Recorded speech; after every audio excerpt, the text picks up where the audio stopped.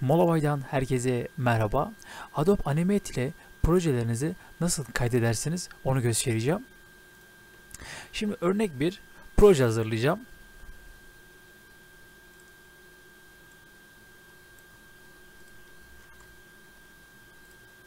Şöyle tam yuvarlak olsun.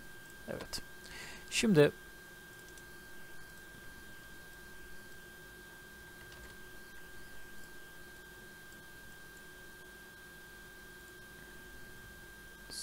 ...80'de de şöyle dışarı çıksın. Evet.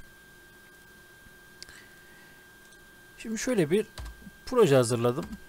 Fakat bu projem benim yarım kaldı diyelim. Yani daha sonra ben projeye devam etmek istiyorum. Şimdi ilk yapacağımız işlem dosyayı FAV şeklinde kaydetmek olacak. Şimdi file kısmına geliyoruz. Buradan Save As diyoruz ya da CTRL Shift S tuşuna bastığınız zaman şöyle gördüğünüz gibi FLA çıkıyor. Şuraya ilk proje diyorum ve kaydediyorum masa üstüne. Gördüğünüz gibi. Şimdi programı komple kapatıyorum.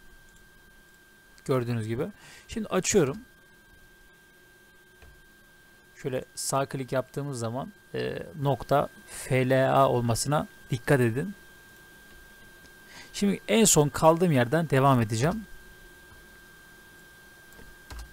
Gördüğünüz gibi. Şimdi şuraya yazı ekleyelim. Hoş geldin diye.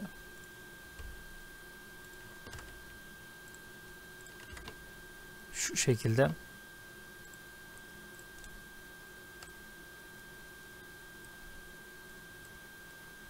Şöyle.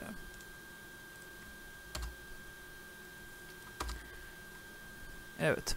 Şimdi benim projem komple bitti diyelim. Bunu GIF şeklinde kayıt almak istiyorum. Şimdi file kısmına geliyoruz.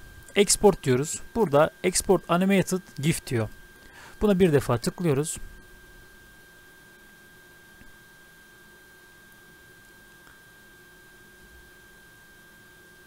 Evet. Şimdi save dediğimiz zaman nereye kayıt alacağımızı bize gösteriyor. Biz direkt masaüstü diyoruz ve buraya ismini ilk proje olarak belirliyoruz ve kaydet diyoruz.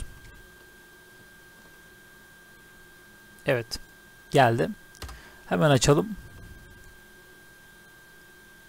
Evet, gördüğünüz gibi GIF olarak kayıt aldık. Şöyle göstereyim. .gif. Evet, işlemimiz bu kadardı. Umarım videoyu beğenmişsinizdir. Kendinize iyi bakın.